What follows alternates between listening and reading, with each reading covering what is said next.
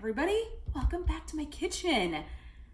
Thanks for joining me. Today I'm going to make barbecue chicken stuffed sweet potatoes.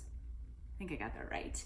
All it is a sweet potato topped with a bunch of stuff, and it's going to taste delicious. So first things first, what you're going to need are a bunch of sweet potatoes. This recipe that I'm making calls for 4 medium sweet potatoes. Now this is actually kind of a tiny little guy. He's just a little tiny guy. But this is all we had in our store, so we just work with what we've got. So if you have these little tiny babies, you might want to assume 2 tiny baby sweet potatoes for each person, or 1.5. So what happens is you're going to scrub them off, you're going to prick them with a fork, then you're going to stick them in the bottom of a slow cooker, and you're going to cook them on low for about 8 hours or on high for about 4 hours. They might not take that long if you've got these little guys. So check on them. If they go a little longer, it's not the end of the world. And then when they're done, then the fun begins. So we'll hold on to him. He's all done and ready to go. The best part is what goes in this. So first things first, let's talk about corn. I love corn right now. It is so sweet and delicious. And you could just like eat it right off the cob and do that. But it's also delicious inside of other delicious dishes you're making. So I have 1 ear of corn, and I kind of want to show you my little trick for getting corn off the cob. Now there are tons of ways to do this, and everybody has their own favorite way. And I just happen to like this way. So usually I get kind of a shallow bowl, and then I'll stick the ear of corn in here, and I'll make sure, if you want to, you can also put a paper towel down here. So if you're feeling a little nervous, put the paper towel down. That'll kind of help keep your corn from doing that. Otherwise, you can just hold it at the top, and then you can just take your knife and you run it down, and hopefully all of your little corn kernels end up in your bowl. Pretty cool, huh? This isn't anything new, but you probably already do this, maybe even. You could do this on the cutting board too. If you don't care about stray, rogue corn kernels landing everywhere, then don't mess with the bowl. Just doing this to show you. Normally, I don't even know that I'd mess with the bowl. Sometimes I just like to go rogue and messy. But we know this already about me. I should get a t-shirt that says a little rogue, a little messy. It's kind of a fun thing. You can save this for your compost, or you can just gnaw on the good little yummy corn milk stuff that comes out of it. Just don't let anybody see you. They'll be like, is she okay? Maybe you don't care about that. That's okay too. Okay. So corn goes in there, and we're gonna let that hang out. And while I was doing all this other stuff, I also started this chicken. Now, I had grilled chicken last week, and so I just took my grilled chicken and put it in the freezer because I knew I wasn't gonna be able to eat it right away. And then, so then I knew I had chicken, cooked chicken, already delicious. But what I did was I cut up some chicken, just my grilled chicken from before. I tossed it with some barbecue sauce, and that's all this is, chicken and barbecue sauce. So then it just gets more and more magical. So I'm keeping it easy because you've already cooked this chicken. You're just kind of adding a little layer of flavor. It's all about layering flavor. So let's go back to this guy. All right, so here's your baked potato, your baked sweet potato. You cut them in half lengthwise, and then you scoosh him open. You can call it whatever you want. I call it scoosh. It looks like a heart. That's fun. Okay. Next up, I kind of like to add the cheese first because I like to get it all up with that warm business so it gets all melty. Warm business. Okay, cheese. I digress. Now this is gonna look crazy because I'm gonna just load on a bunch of stuff, and it might be way too much stuff for this tiny potato, but you know what? It's gonna be delicious and everybody's gonna love it. These are black beans. I actually made these from scratch. I know, overachiever, but they taste so much better. These were also in my freezer. Score. Then I'm gonna add my chicken.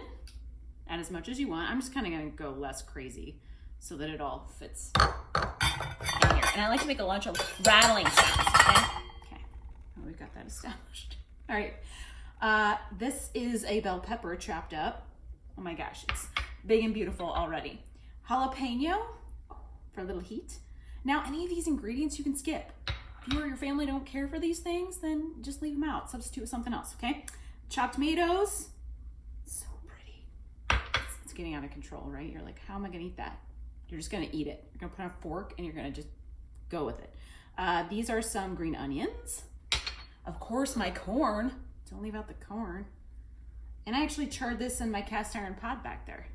Cast iron pot back there. Oh, it's sad. Okay, so that's what that looks like, but it's not done. I know. Isn't it great? It looks like it could be done, and actually it could be done. But for me, everything should have a salad dressing or some kind of dressing in it. So I'm gonna put a dressing in it.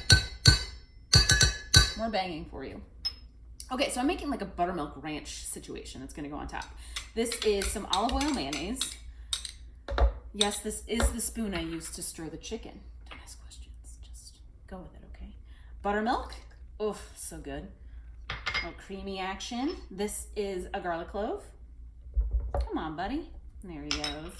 This is onion powder. Don't worry, I'll put all the recipe ingredients so you don't have to worry about how much was that. No worries. Dried parsley. This is lemon juice. Oh yeah. And then some fresh chives. I love chives. I would eat chives and fresh basil every day. If someone was like, gave me a lifetime supply, I would be like feeling I just won the lottery. Wouldn't you? Okay, a little bit of salt, a little bit of and that's it. And then we're gonna use my handy dandy stand mixer blender thingy.